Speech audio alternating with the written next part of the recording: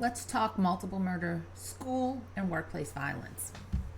And I am recording this in September 2025, and we have just had a week, actually a couple of weeks. There was an alleged threat at UMass Boston. There was an alleged threat at the Air Force Academy. There was a shooting in a Colorado high school, and there was a threat at UMass Lowell.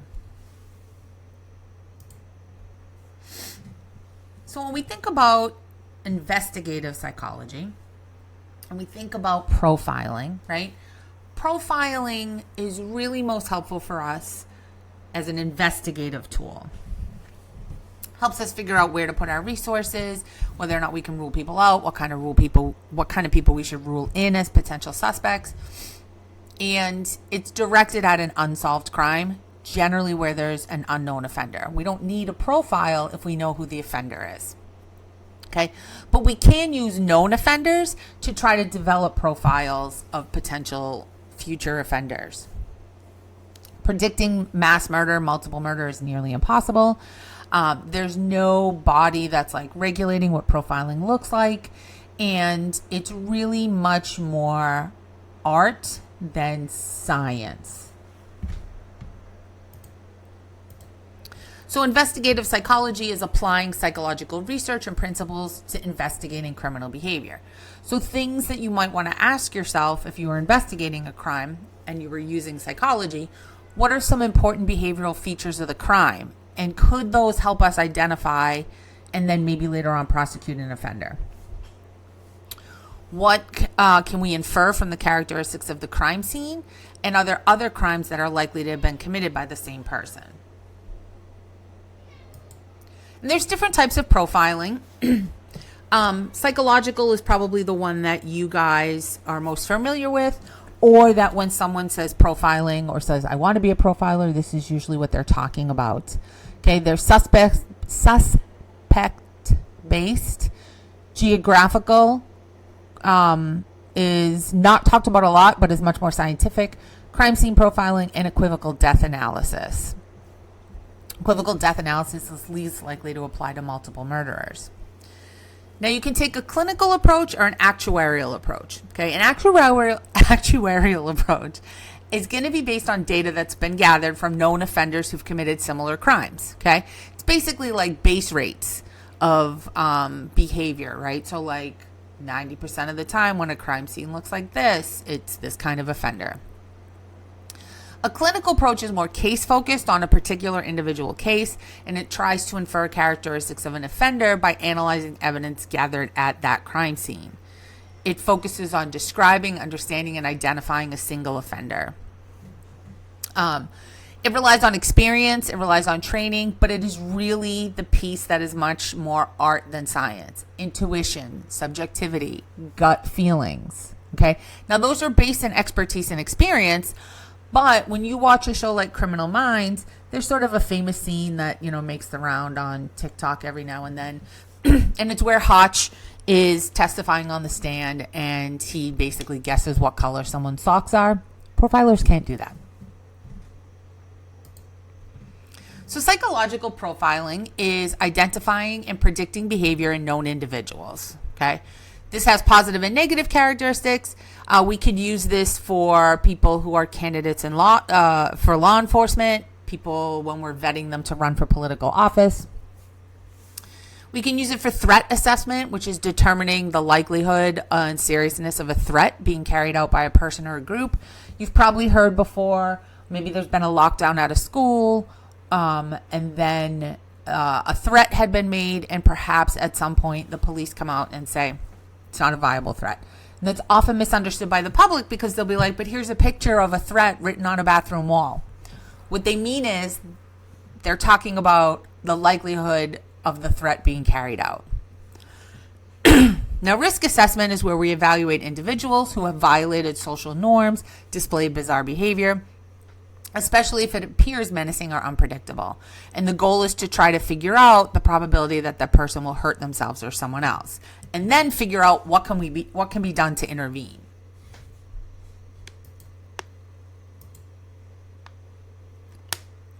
Now, suspect-based profiling. It's identifying psychological and behavioral features of people who may commit a particular crime. And this is built on collecting data, okay? Systematically collecting it.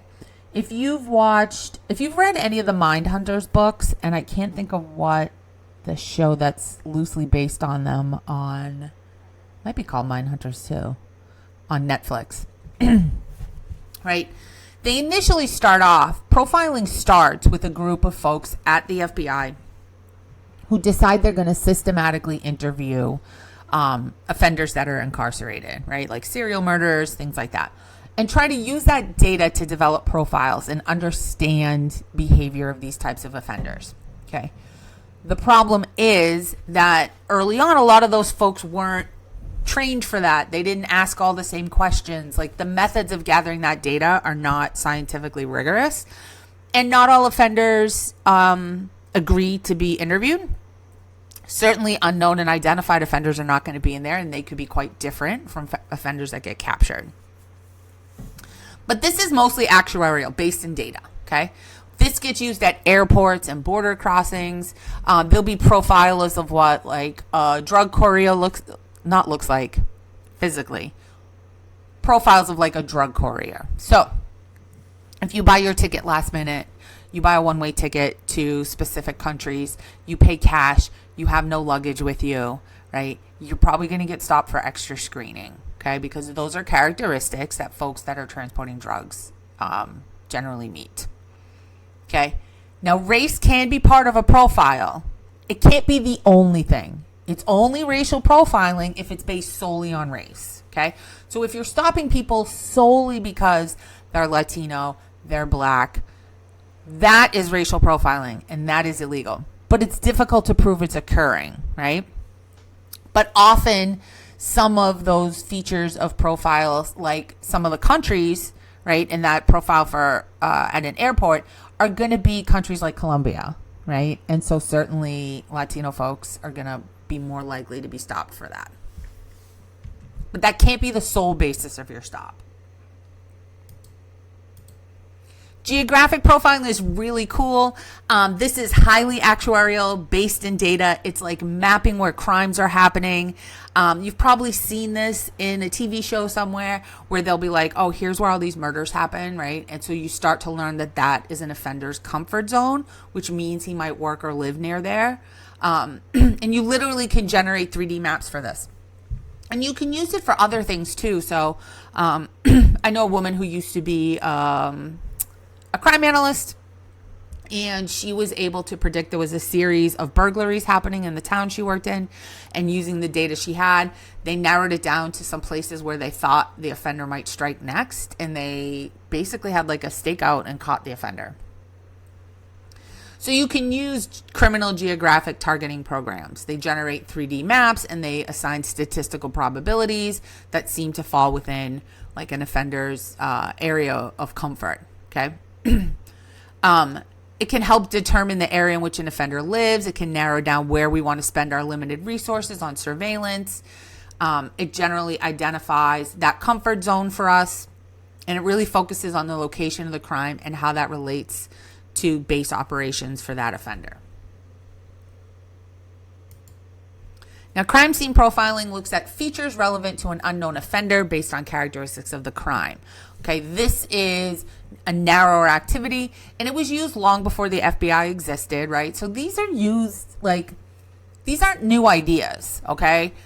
I teach a class on profiling in the graduate program, and you can look back to the Salem witch trials and see how profiling is used or misused during those trials, okay? But it gets developed sort of officially as to what we know it today as the Behavioral Science Unit in the FBI in the 1970s. And they're initially looking at serial homicides and serial rapes, which were not a new phenomenon, but did not have a terminology and were not studied as like a separate special phenomenon. And in 1984, it becomes part of the National Center for the Analysis of Violent Crime. And today it's called the Behavioral Analysis Unit. And despite what you see on Criminal Minds, they do not have a private jet. Also part of the NCAVC is the Violent Criminal Apprehension Program. And BSU today doesn't do a lot of like tracking offenders down, okay? They're mostly doing research and training.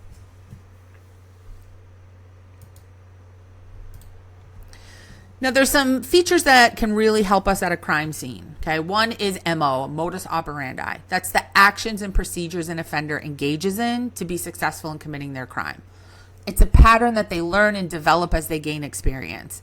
And it changes until they learn what's most effective. So, like, the MO will change a little bit. Okay? Signature refers to anything that goes beyond what's necessary to commit the crime. Okay? Are you engaging in some ritualistic behavior at your crime scenes? And then staging is when we intentionally stage a crime scene before the police arrive. Could be done by the offender, could be done by someone else to redirect the investigation. A place in which it gets done by people other than the offender is this concept called autoerotic asphyxiation. These are people who cut off their air supply and generally masturbate while they do so. I guess it creates like an additional high or pleasure. Sometimes people die when they do this. God, there's two Carradines. There's Keith, and I can't remember who the other Carradine is. Carradine. They're both actors, and one of them died doing this. And so a lot of times what will happen is family members will move things if they discover a body this way to spare the family, to save face, to spare the family some embarrassment. Offenders do it to redirect the investigation. Now, there's different ways we can classify offenders, and these are not perfect by any means. And one is, are they an organized or a disorganized offender? And this is a little misleading in that most people are going to be a little bit of a mixture. Okay. Organized means there's signs at the scene that this has been planned and premeditated. They have maintained control of themselves. Ted Bundy was originally an organized killer until his last killing spree in Florida at the sorority house, and he is very disorganized, clearly losing control of his behavior. Disorganized shows a lack of premeditation and planning. It's impulsive, it's rageful. They might have found their victim by chance. And then a mixed would have elements of both. Okay? This isn't very useful for investigations. The specifics of what you see that might lead you to believe someone is an organized or a disorganized killer, those can be helpful for an investigation. But generally speaking, this is not helpful for an investigation. It's not helpful for conviction either. There's not a lot of research that has been done on how valid, reliable, useful profiling is. And there's two basic flaws in profiling the way it happens today. One is that our behavior is consistent across a variety of situations. And while, yes, in general, there are consistencies, right? Like our personality traits are fairly consistent over time. But I'm sure you can all think of times where you acted out of character or you don't always react. The same stressor point isn't always a stressor point for you. There's also an assumption that the way in which they commit an offense or evidence gathered at the scene is directly related to personality characteristics, and it might not be, okay? It doesn't mean that profiling doesn't work. It just means we haven't studied it properly to determine if it does work, okay? Profiles are very ambiguous. They're unverifiable. A lot of times they're like horoscopes. I don't know if any of you guys read your horoscope, right? But probably when I was your age, I would read the horoscope in TV Guide every week. And if it said something that was remotely bad, I would interpret anything that happened. And I would be like, whoa, bad things are going to happen, you know? You can kind of take your horoscope, right?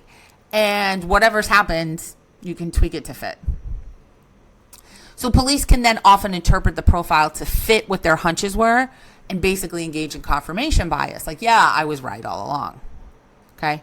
Profilers often rely on outdated personality theory and psychological principles and are often not familiar with current research literature on profiling and human behavior, right? Human behavior is so complex that we are constantly learning new things about it and how it works.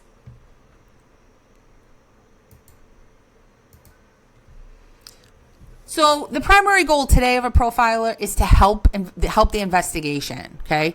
Should be based in empirical research, not your gut feeling. And research does show it's more helpful to focus on how victims are chosen, how the victims are treated, the distance and routes traveled by the offender, and the nature of forensic evidence left at the crime scene, okay? So crime scene signature is behavior that's intentionally engaged in at each scene. Psychological signature is that habitual, repetitive behavior that an offender unknowingly leaves behind. I was trying to think of an example, but I can't. I'll have one for you when we do this in class. Now, Cantor refers to the style of committing a crime. Cantor says the style of committing a crime can be a reflection of our general lifestyle. How he treats victims is how he might treat other people in his daily life. But this is a newer field and it needs a lot more research. And this is really sort of a great example. I'm always saying to you guys, right, that like CJ and psychology and human services, they all really overlap and fit together nicely. And this is sort of a perfect example of that, right? This is how do we use psychology, what we know about the brain, what we know about human behavior, and how do we use that to look at criminal behavior and to solve crimes.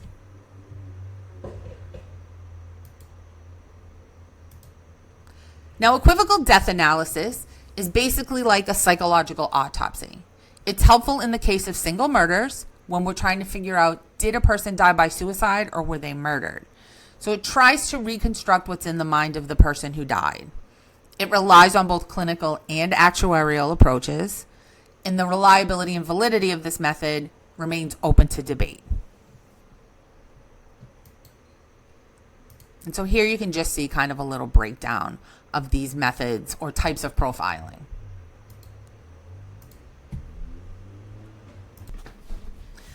Okay, now multiple murders. We have serial murders. We used to have spree murders. The FBI does not use this anymore, but I am going to teach you about it. And mass murders, okay? These words get used kind of interchangeably and incorrectly in public discourse, social media.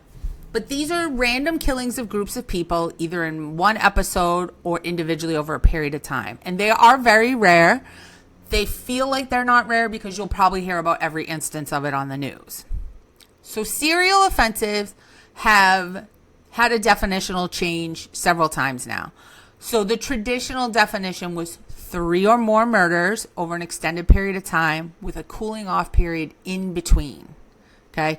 Today, the FBI starts to count them as serial when there's 2. This makes sense investigatively. Like, let's not wait for a third one before we're like, another one is probably going to come, right? But it doesn't really differentiate serial murders from other murders. Mass murders are 4 or more people at a single location with no cooling off period. Okay. Now, spree murders are kind of in between. And some folks that probably would have been considered spree murders in the past would be like the DC snipers. But we don't use this term anymore. The FBI doesn't use this term. They haven't used it in a while. And actually, considering your book was published a few years ago, I'm not sure why it's still in there. But this is 3 or more killings at 2 or more locations without a cooling off period. This is a designation that's useless. It doesn't help us investigatively. It doesn't help us psychologically. It doesn't help us understand.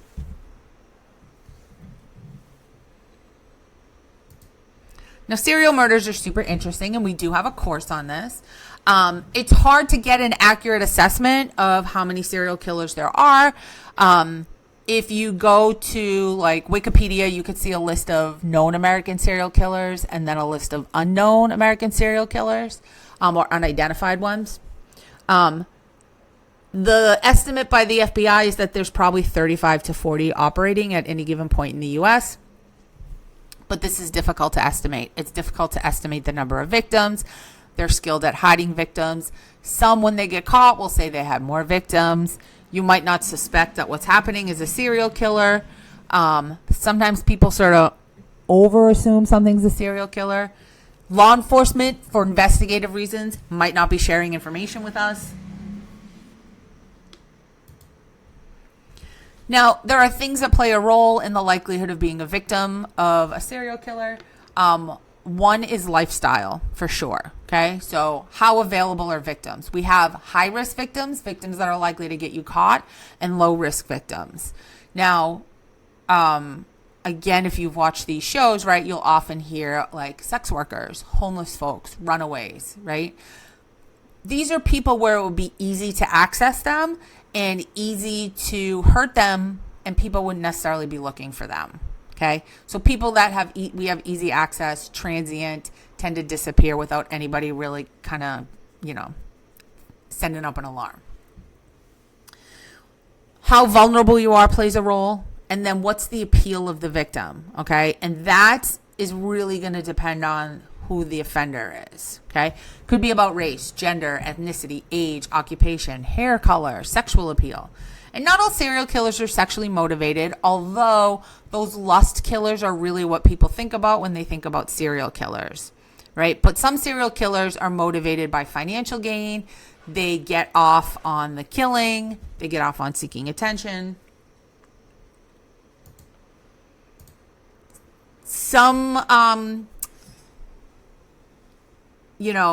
folks are killing out of anger or lack of control. They're more likely to kill family members or acquaintances.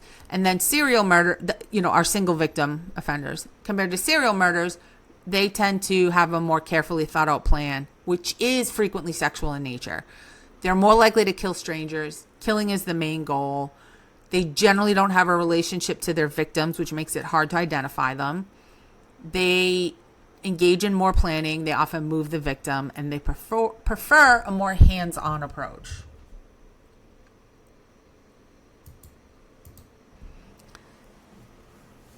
Now, comfort zones are often defined by an anchor point, okay? And Rossmo has identified 4 hunting patterns. Hunters who are specifically set out from their residence to look for victims. They are geographically stable, and their crimes occur near their residence. A poacher is more transient, traveling some distance. A troller kind of just depends on random encounters with victims. And a trapper is creating situations to entice victims. Now, this is just one guy's typology. It requires more research.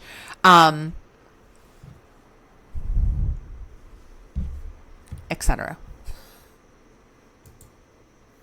Okay, now, depending on where you look at your data from. Okay, so your book is saying that about 21% of U.S. serial killers were black. Hickey, who's done quite a bit of research on this, but who has never provided his data on this, says it's around 50%. So for a long time, when I was in school, the idea was like serial killing is a white person's game, right? That generally we don't see black offenders here, but we do. Okay. Research on other racial categories of offenders is non-existent. Now, there's no single identifiable risk factor that if you see it in a friend or a child, you should be like, whoa, they're going to be a serial killer. Some want media attention, some do not. Some have serious mental health issues, some do not. Many do have a history of abuse. They often begin killing, a little later than you might expect. They're arrested about 4 years after they start killing. They tend to have extensive records for petty theft, embezzlement, forgery, but not necessarily extensive juvenile records. Half were married, had a stable family, lived in a house. Many had jobs and had stable jobs. Some had been law enforcement or security guards. And motives seem to be based on a variety of things. Some combination of rewards like control and domination, personal or sexual excitement. Their actions are predictably planned, organized, and purposeful. They tend to, take delight in playing games with law enforcement, writing letters, taunting the media, calling to report that they've just killed somebody without identifying themselves. Some really like that media attention. Some, really get off on creating fear in the community. There's no evidence, though, that it's like an irresistible urge that in the moment they just can't fight. It's more a result of opportunity and availability of a suitable victim. They're also not always social misfits, okay? So, like, sometimes we look at someone and we're like, oof, serial killer vibes, right? Ted Bundy gave off no serial killer vibes, okay? Like, he had a girlfriend who had a child. He was involved in that child's life. He was conventionally attractive. Some of them have children. Imagine finding out your dad's a serial killer. Okay, there's a handful of female serial killers that have been identified in the U.S. About a third have killed strangers.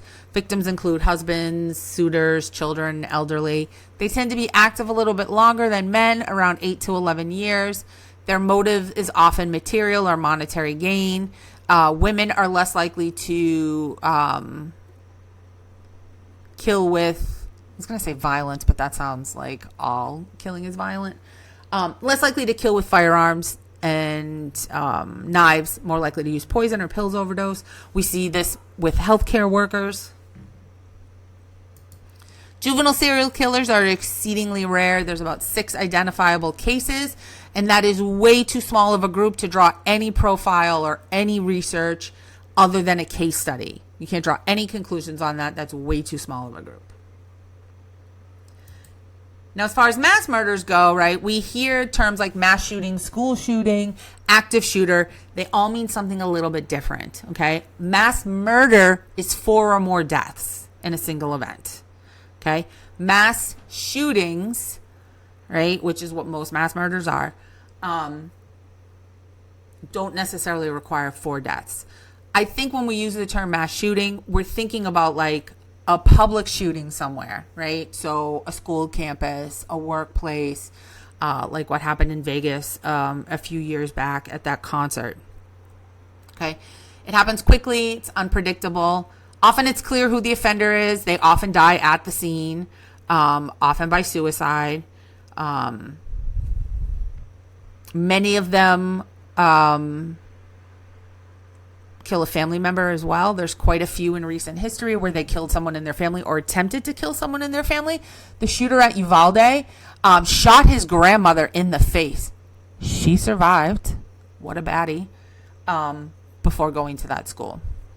Not all perpetrators die by suicide, but a lot of times for these events, for active shooter events. Now, active shooter gets misused. It's an active shooter when the shooter is literally still active. Okay? When like the scene hasn't been secured. But sometimes they still call it an active shooter event afterwards, but it technically isn't. Okay. Most of the time in an active shooting event, by the time the police arrive, the event is over. It's already done.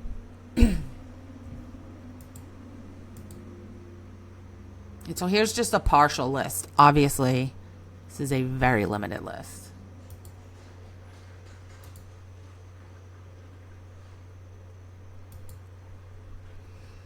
So as I mentioned, active shooter refers to a currently active event. From 1983 to about 2012, there's about 78 public shootings, about 16 active shooter incidents per year. Most of them occur in a business setting, and the perpetrators generally do not have a criminal history, but their crime is carefully planned. And many of them plan to die at the scene of the crime.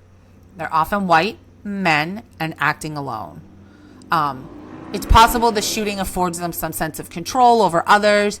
Maybe they want to be famous. So the Columbine shooting is mentioned as an inspiration for many mass shooters since then. Sometimes targets are symbolic of the hatred or misfortunes, and their level of planning can often be so intense that they are able to maintain their composure during the massacre. They have very active interest in guns. And why have we had so many, recent mass murders? Because guns are highly available in this country, and the requirements to get a gun vary wildly from one state to another. So Fox and Levin, they're both criminologists over at Northeastern, across town from us, and they put together a typology based on motivation. One is revenge mass murderers. They're focused on getting even. Their victims are often like a proxy for who they would really like to hurt. Those motivated by power, they're seeking power and domination over their victims. They enjoy the fear that they inflict. They might dress in fatigues and combat gear. Some that are killing out of quote unquote loyalty, trying to save their loved ones from misery and hardship. Many family massacres would fit this category. Some kill for profit. So technically, like hitmen are mostly serial killers if they've, committed multiple offenses. And some kill for terror reasons, to send a message. Now, when we think about school violence, most school violence is assault, sexual assault, robbery. It's quote unquote garden variety violence. Okay. You are more likely to be victims of a serious violence or homicide away from school. The problem is we've seen this since Columbine. We've watched this play out on TV, often live. Or we can see video footage afterwards on YouTube, on social media. And so there's a different element, fear, vulnerability when it's schools, right? So in schools, there's about 12 crimes per 1,000 students. Less than 2% of homicides of young people occur at school, but 1 out of 10 fear they will be attacked or harmed at school.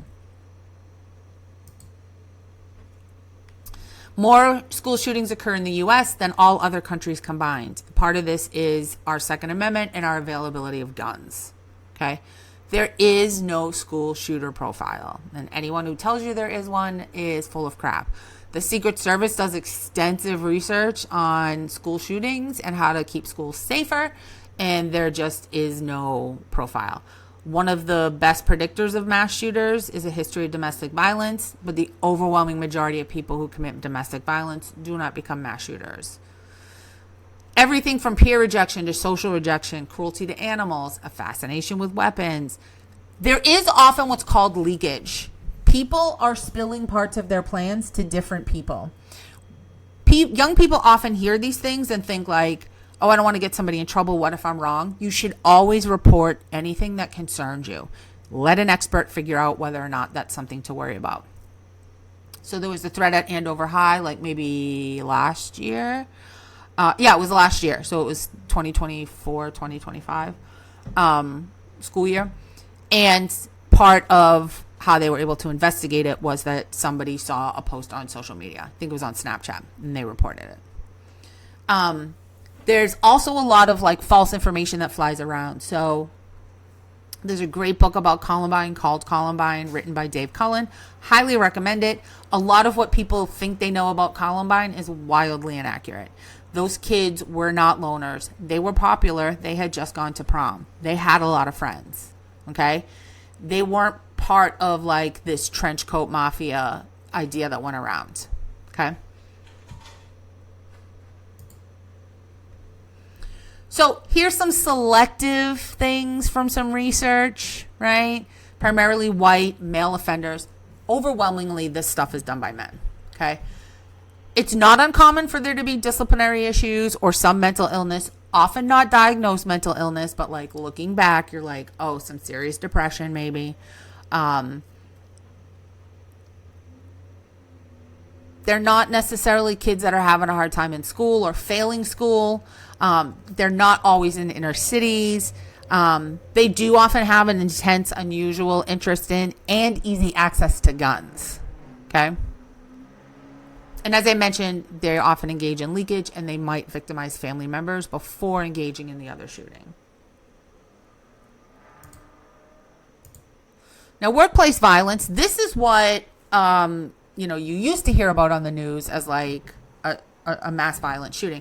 So I live in Wakefield. Down the street from me, there was a workplace shooting probably 20 plus years ago. I did not live here then. It's the last mass shooting that, and the only one I can recall from Massachusetts, although that doesn't mean it's the only one. But when I was growing up, people would talk about someone going postal because you would hear these stories about like a disgruntled post office worker going in and committing violence in his place of work. Okay. But when we talk about workplace aggression, we're talking about all forms of behavior by which individuals attempt to harm other people at work. Things like bullying behavior, which is super common in the workplace. And then there's workplace violence, where we intend to cause serious physical bodily harm to someone else. Okay. Now, the jobs in which this occurs the most, friends, these are our professional fields we are pursuing. Law enforcement. Just kind of makes sense, right? Security work, health service, social workers. I worked with teenagers for a long time, and I have been repeatedly assaulted. That's part of the job. It's part of what happens. So in terms of types of workplace violence, there's ones that are motivated by criminal intent. The person doesn't have a relationship to the workplace or the victims and enters maybe to commit a robbery, right? Like a friend of mine worked in a bank, and there was a robbery in the bank, and she had a automatic weapon or semi-automatic weapon stuck in her face. That's technically workplace violence, right? That happens to her in her work. There's customers, clients, and patients, right? We see this today. Like, you'll see videos online of, someone giving a flight attendant a hard time, maybe getting physical. Stuff that happens between coworkers. This can be current or former employees, or a disgruntled employee. And then there's workplace violence that's actually personal, okay? So you're in a relationship with somebody, you've left them, maybe it's a violent relationship, and they show up at work to try to find you, and violence ensues. Now, just to wrap up a little bit about perpetrators of workplace violence, they're often that disgruntled employee, right? They believe maybe the job has been their life. Maybe they're a loner. They don't have a lot of friends. They might feel mistreated. Maybe they've been fired. And so organizations now do have policies in place and take steps and maybe even hire threat assessment teams, okay? Authority homicide is white males who have few social supports, are socially isolated, and who blame others for their problems or misfortunes, okay? They perceive their performance evaluations as unfair. They're depressed. They often expect to die at the scene. They're often preoccupied with weapons that can do a lot of damage. And they do have histories of violent behavior, alcohol or drug abuse, and will often engage in leakage before committing their crimes as well.